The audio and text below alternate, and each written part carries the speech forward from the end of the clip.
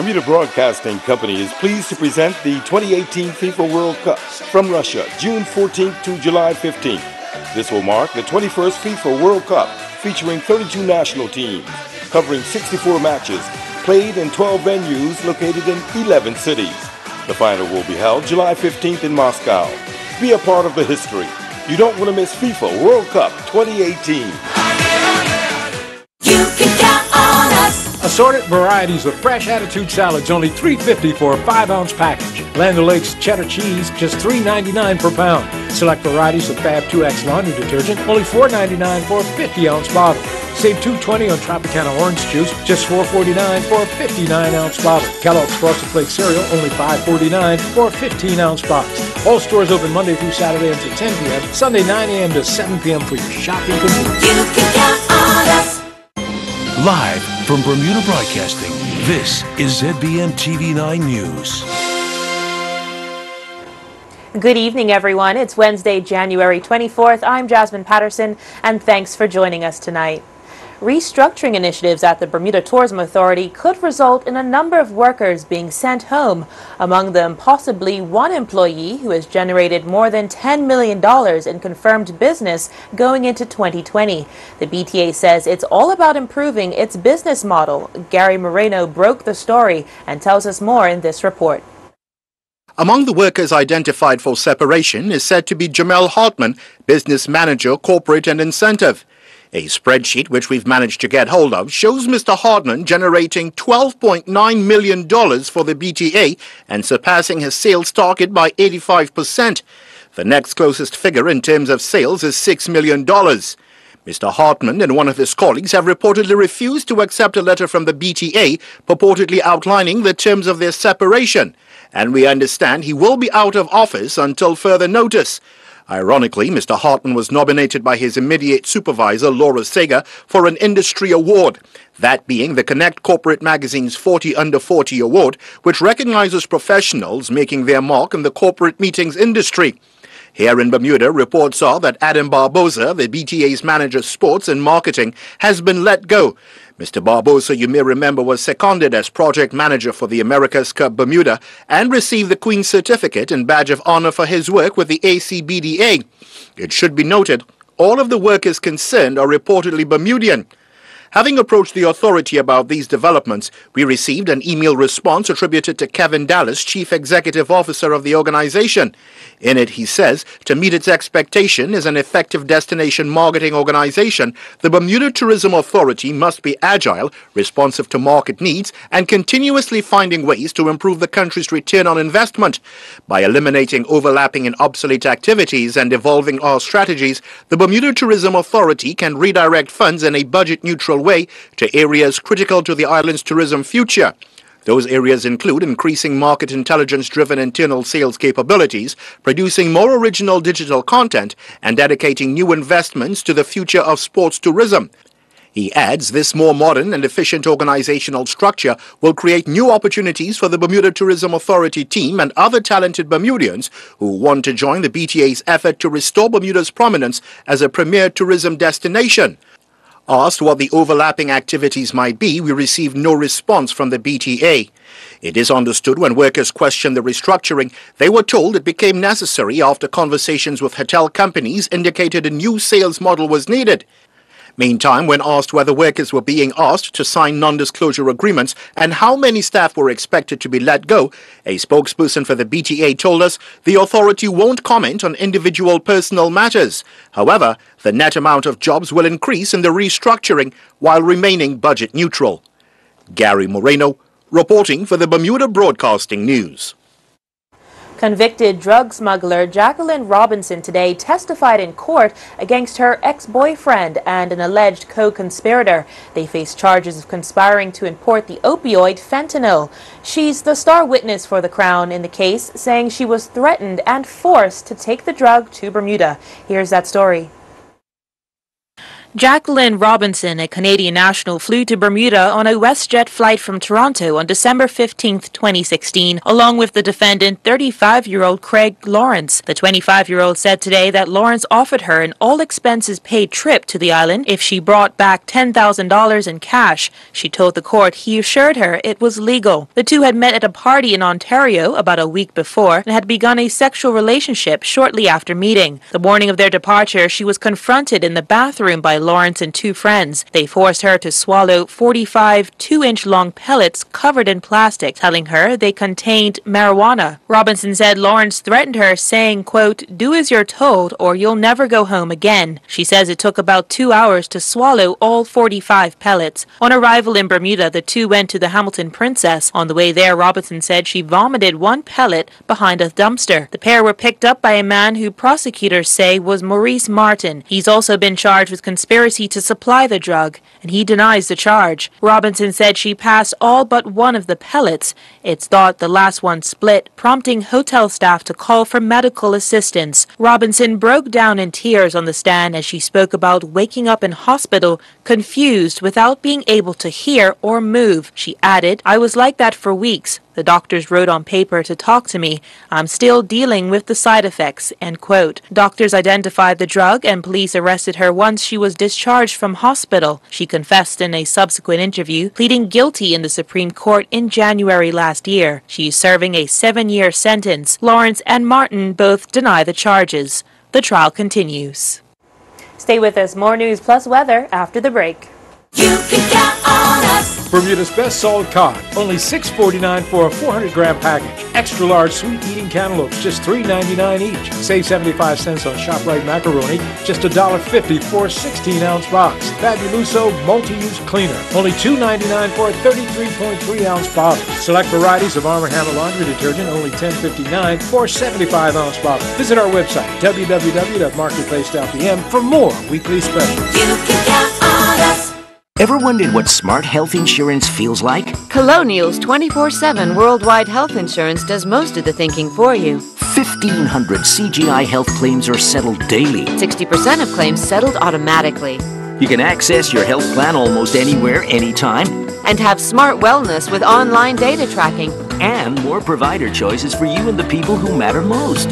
Premier Health is smart health insurance, and it feels good. Colonial, where people come first. In other news from the courts, a visiting Jamaican man who was paid $3,000 to smuggle cocaine into Bermuda, tonight learning his time here will be extended by up to 6 years. The sentencing of Dwayne Watson made its way to the Supreme Court today, where he had admitted the offense of possession with intent to supply. Tarai Trott picks up the story from here. 22-year-old Dwayne George Watson learned the hard way that short-term gain could turn into years of misfortune. The court heard that he arrived at the L.F. Wade International Airport on September 1st, 2017 from New York. Once he cleared immigration, he claimed his baggage in the arrivals hall, consisting of one large suitcase. When he attempted to exit through customs using the nothing to declare green lane, he was selected by customs officers for further inspection. During questioning by officers, he told them he had arrived to visit a friend. It was then when customs inspectors noticed he was shaking. Officers then turned their attention to his suitcase, which they eventually x-rayed. That scan showed inconsistencies where the handles were located, prompting a thorough check of the bag. Holes were drilled into the case, which revealed a powdery white substance on the drill bit. A cursory test showed the substance tested for cocaine. Watson, who hails from Mavis Bank in St. Andrew, was subsequently arrested and detained. On further examination of the contents of his suitcase, 11 packages of various sizes were discovered from inside of the handle frame, the baseboard, and the four corners. The total value of cocaine seized weighed more than 1,000 grams or 1 kilogram. Prosecutor Takia Simpson told the court the highest combined street value would have been just over $200,000. During his police interview, Watson revealed he had first visited the island in January 2017 to visit his cousin before leaving Bermuda in April. While back in Jamaica, he received a call about bringing hash and a drug known as gum to the island but declined the job. But when he was unable to find work in Jamaica, he changed his mind and received a message from a man in Bermuda who made a second offer for him to smuggle the drugs in exchange for a $3,000 total. It came out during the sentencing hearing that Watson believed he was importing cannabis and was surprised to learn it was cocaine and had noticed the suitcase he was handling had been tampered with, but he still proceeded. Mrs. Simpson, in making her recommendations to the court, called for a prison sentence of 10 years despite accepting the defendant's position he assumed he was handling cannabis. However, despite this, Mrs. Simpson concluded at the end of the day Watson should receive a sentence for possession of cocaine with intent to supply and not for cannabis, as called for by his defense barrister Elizabeth Christopher. Handing down the penalty, acting judge Juan Wolf agreed with the Crown, stating as he had brought in cocaine, he should be sentenced on cocaine tariffs before imposing the 6-year sentence. Tarai Trott reporting for Bermuda Broadcasting News. A leadership program to foster professional growth for women across all industries is a leg up for successful women that may have hit a glass ceiling or need advice on how to get to the next level of their career. The International Women's Forum is doing just that with their Fellows program, and Diane Brewer has some good news about the talent right here on island. The International Women's Forum is the leading women's executive development program in the world today. 2 very talented women from Bermuda will, for the very first time ever, have the chance to participate in a life-transforming leadership opportunity through the group's Fellows program. The IWF's goal is to train, mentor, and connect women leaders. Since its creation, 48 countries have sent candidates to the program, and a Bermuda arm of the IWF has been here for about 6 years. We had the honor of interviewing Bermuda's 2 awardees, Maria Marsh, Principal and Head of Human Capital at Nephilia, and Michelle Seymour Smith, Chief Financial Officer and Chief Operating Officer at Arch Re. I think we both agree that it's a gruesome application process. It was very intense, and even though I thought it was ridiculous that you're supposed to put aside 8 weeks for the process, right. I couldn't imagine it taking 8 weeks, but I think I ended up using a fair amount of it. Because it's a lot of introspection, and it really makes you look back on what you've achieved in your career, in your life, where you've come from, and also where you're going. And it asks some pretty tough questions. Starting with that initial 4 days of training that we had together, and bonding with the network that provides, and the support network that we're part of, that was the real first interaction. And then also getting exposure to the broader IWF membership, with over 3,000 members attending the Houston conference. And then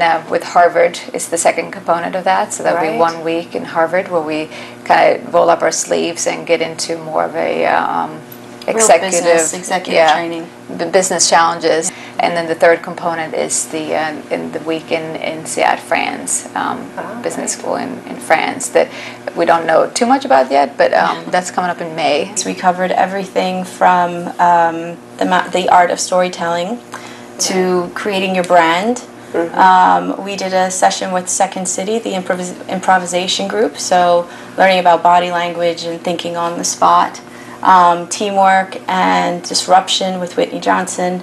And then there's also a personal aspect in terms of your own strengths finder and recognizing what are your key strengths and how to bring those best to the table. You reach a certain level of success in your career, and then you question what's next, and then as a woman, what is it going to take for me to be successful in that path? And I think often as women, you feel that it means you have to act like a man, you have to sacrifice on your personal life. The path is often not appealing, and I believe this program confronts that heads on and gives you the tools that you need to continue on your upward trajectory and be successful in your career. It's not just geared to the business women in Bermuda. There are so many accomplished women in Bermuda, and I just think there's so many that can be eligible for this program and would really benefit from it. For more information on the IWF Fellows program, email fellows@iwfbermuda.com or visit their website at iwfbermuda.com. The top brass of Anchor Investment Management CEO Jeffrey Brewer and CFO Nathan Kowalski say Premier David Burt is on the right path with the relaxation of the business ownership 60-40 rule. Mike Sharp reports. Brewer and Kowalski agree this would boost investment by permanent resident certificate holders and create more avenues for investment for Bermuda. Anchor's chief financial officer, Kowalski, had this reaction. In general, yes. I mean, I think it depends how it's applied. Obviously, the details aren't out there. To Jeff's point, there might be some industries that could potentially suffer depending on how it's done. But I think if you took a look at it, there are certain aspects that it really should just happen anyway. So for example, in industries that are somewhat unprotected, or new industries where there's no local competition, obviously releasing the 60-40 rule on any new industry makes 100% benefit to the island, right? Because there is no competition there. You're not taking jobs or sales away from a local business. You're actually creating a whole new company. So removing the 60-40 in there, I can't see any downside. Maybe I'm missing something, but I don't see any much downside on that. Kowalski shared with us his thoughts on Bermuda employment and tax increases. I'll just start with the tax thing. My understanding is that they're not raising the payroll tax again next year. And quite simply, the way I look at employment and the payroll tax is if you want more of something, you don't make it more expensive, right? So adding on payroll tax would just make the competitive dynamics in Bermuda more difficult, right? Especially at a time where, as we've seen in the United States, for example, they're lowering tax and making the cost of business lower. So I'm glad to see that seems to be at least delayed, if not indefinitely, so that we're not becoming at a more, we remain more competitive. I think that would be a negative blow for Bermuda, especially when we're trying to get jobs or bring jobs back from abroad, right? Make them attractive and not so expensive in Bermuda. So I think that's a positive development. Anchor's managing director, Jeff Brewer, spoke about blockchain and reducing Bermuda's huge deficit. The difficult question is how do we attract new workers to the island? How do we improve education so more Bermudians can enter international business and then also not increase the deficit? And this is one of the most difficult questions right now is we need more tax revenue because we need to reduce the deficit and also offer more services. And if we don't do that and the deficit continues to grow, ultimately our children are going to pay for it, and it could have a bad ending for Bermuda. We also don't want to increase the cost of doing business in Bermuda because, as Nathan said, if taxes continue to go up, simply people will sit there and say, the corporate tax rate in the United States is now 21%, down from 38%. We are going to move jobs from Bermuda to the United States, which makes our job maintaining those jobs even more important. The hard thing is, and we talked about it a little bit, is how do we start attracting new jobs to Bermuda, new employment? And there are some interesting ideas that are out there. Part of it is actually coming out of the insurance sector. ILS is relatively new as far as an industry with a lot of potential. Everyone's scared about blockchain. I wouldn't recommend people go out and buy Bitcoin right now because I think it's very dangerous. The concept of blockchain is already being used in insurance, shipping, some other industries, and Bermuda may be able to get involved in some of those industries. I'm Mike Sharp with Bermuda Broadcasting News. It was a mild winter day today. Let's see how the rest of the week is shaping up for us weather-wise over at the AccuWeather headquarters. AccuWeather is presented by BF&M Insurance Group. We now go to AccuWeather headquarters. Good evening, Bermuda. This forecast has been brought to you by the BF&M Insurance Group. We're dealing with very cloudy conditions as well as winds increasing here across our island, and that's because our next system is on the way. That line of clouds, most of the heavier moisture is out towards the north, but we'll still get our fair share of clouds and showers as we head into this forecast. Our current conditions across the islands, temperatures in the lower 70s, quite humid out there ahead of that system with humidity at 86%. Winds out of the southwest 15 to 20 knots. And if you're on the boat or concerned about those waters, waves in the reef 1 to 2 feet, waves out 3 to 6. As we head into tonight, once again, breezy out there ahead of that front. We are expecting some showers to enter the area and cooling down to 67 for tonight. Tomorrow, that front arrives around midday, so become very windy here. We're going to see showers around the morning hours, and then some of the showers will begin to try to taper off as we head through the later portions of the day. High of 70, low of 58, and that's a cool down because we've been sitting in the 60s for our lows for most of this week. Now, as we head into your marine forecast, high tide number 1 was saw at 1:13 p.m. today. Our second one is expected at 2 a.m. on your Thursday. Now, if you're headed on a boat, we do have a small craft warning out, and this is because that front is coming in, building in swells, and that's going to really keep seas really rough out there. That's intended to stay in place until Friday, and keep that in mind if you do have any boating plans. Now, as for our getaway forecast, we're looking at sunshine here for much of Toronto, New York, and Boston, and Atlanta. Temperatures in Atlanta, 57 degrees. If you're out in Miami, some cloudy conditions down there with a high of 74, with our temperatures for our lows in the 60s. Now, as we head across the Caribbean, current conditions looking wet out there across Jamaica for tonight, as well as Barbados and Trinidad. So we're looking at wet conditions all across many places in the Caribbean tonight. Here at home, once again, Thursday, front arrives midday, brings us some showers. Some moisture begins to linger around the area because we have our warm seas mixing with that cold air behind the front. That's going to keep the clouds around, and also some instability showers here on our Friday as well as Saturday. Then we get a break from that wet weather for our Sunday. Enjoy your Sunday. It's going to be cloudy nonetheless, but less chances for showers here across Bermuda. And our temperatures will be dropping down into the 60s, trying to warm back up as we head into early next week. Sunday high of 68, then by Monday, 71 degrees. Monday, it's going to be even more cloudier, and that's because we have another frontal system coming into the area. So we're going to need our rain gear once again as we head into next week's forecast, expecting some more showers and rain here across Bermuda. Back to you. AccuWeather was presented by BF&M Insurance Group.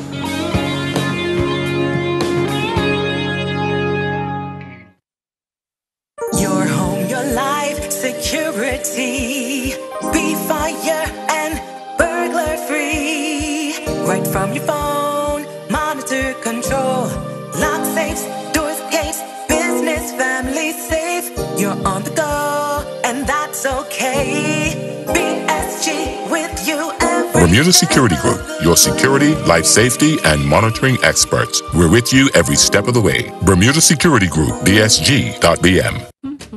Are you required to take one or more medications daily but have a hard time remembering when to take them?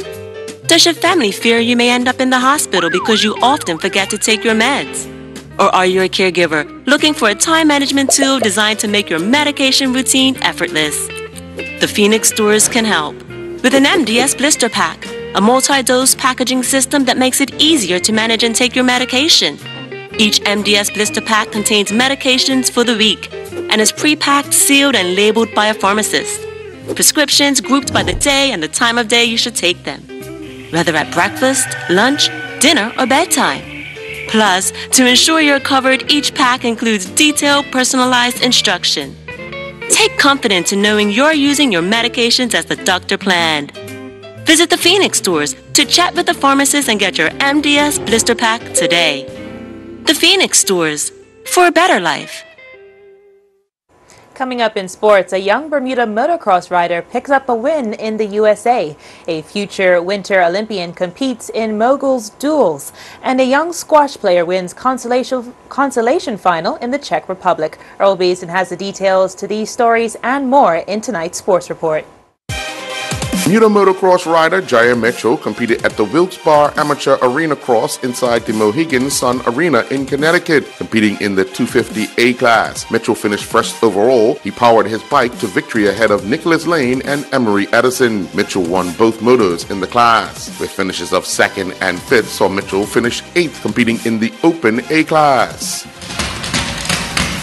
John Lejour concluded competing in the Rocky Mountain Freestyle Competition Vail Valley Moguls. On day 2, Lejour competed in the duels competition. In his first round match, he would defeat Martin Curat 19-6. Lejour would next go up against Nash Lucas, and he would advance, winning 14-11. Lejour would, however, go down in his quarterfinal matchup 16-9 to George McQuinn.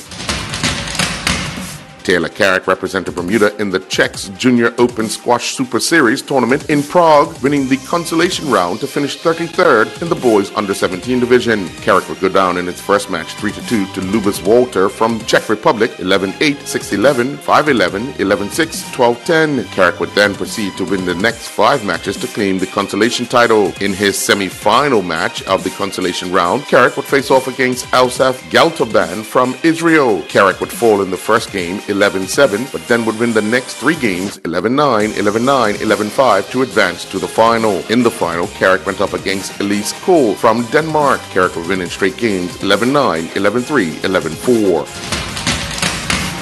Bermuda's Flora Duffy has picked up yet another recognition award for her accomplishments in 2017. Today, the triathlon world recognized her for the biggest win margin of the 2017 WTS season. In her first race back to the 2017 WTS season, Duffy not only won the gold medal, she crushed it, winning by almost a 2-minute margin over the silver medalist and earning the record of the largest win margin in a women's WTS race.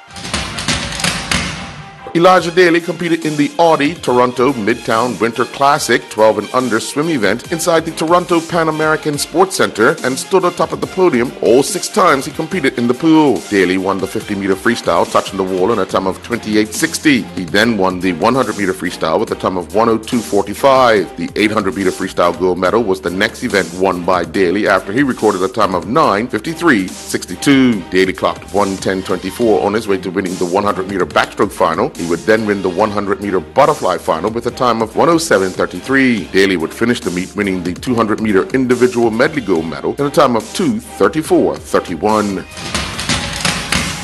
Malik Joe and Mateo Dill represented St. Johnsbury Track and Field at the 36th Yale Interscholastic Track and Field Classic. During the men's championship 800-meter race, Joe finished 28th, clocking a time of 2:05.57. Dill would finish 11th, competing in the men's long jump with a top leap of 6:04 meters. Both Dill and Joe would help make up the St. Johnsbury 4x400-meter relay team that finished 6th, clocking a time of 3:41.03. In a make-up match, the Montreal Canadiens recorded a 3-0 win over the Ottawa Senators in Bermuda ball hockey action at the PCC hockey rink. Andrew Bono would give the Montreal Canadiens a 1-0 lead in the first period, which was assisted by Chris Allington and Bill McClure. Allington would double the lead in the second period unassisted. The third goal would come in the final period off the stick of Bono, who took his goal-scoring tally in the league to 19 and leveled Jeremy Esty of the Winnipeg Jets. Marvin Brangman recently competed in a 75-mile Gallivant endurance ride in Florida. Riding Shequim, traveling a steady pace in the chilly conditions, Brangman finished 18th out of 28 starters.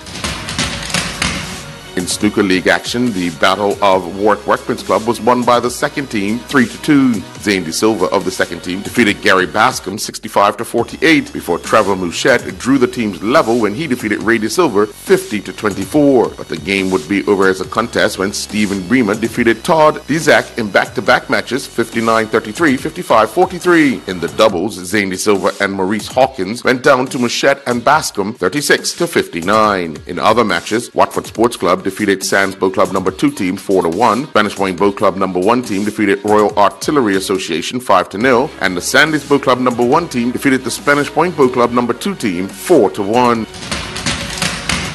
Commercial League bowling action inside the Warwick lanes, it saw Sweet Life defeat the Secret Weapons 4-0. The Braves got the better of the Sunset 3-1, while We Do It Big defeated the Superstars 3-1. 10 Pin Mafia defeated the Spinners 3-1, while the matches between BTC and Cool Runnings and the Pin Pushers and the BPS Blue Lanterns both ended 2-2. I'm Earl Basden with Bermuda Broadcasting Sports. Sears is Bermuda's largest home appliance store with over 200 appliances in our showroom. We have refrigerators and freezers, gas ovens and electric ranges, washers and dryers. Sears has a wide selection of craftsman's tools and accessories. Beautify your home with our lawn and garden tools. We have everything you need for outdoor entertaining. Located at 41 Victoria Street, Sears is open Monday through Saturday from 9 a.m. to 7 p.m. Sears, reliable delivery, quality service, and everyday low prices.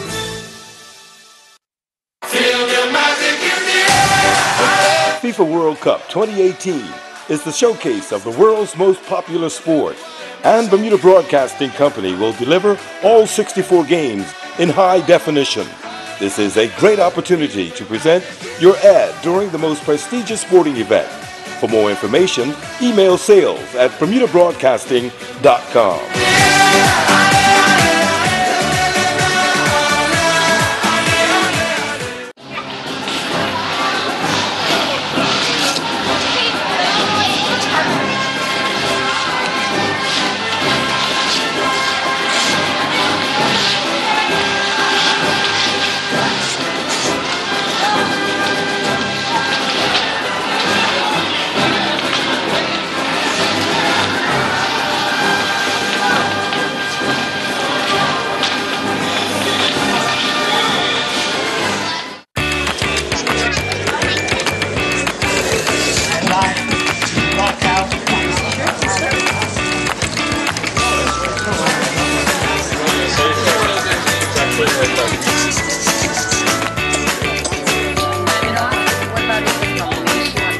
How much do you want for the carriage? You accept doggy biscuits?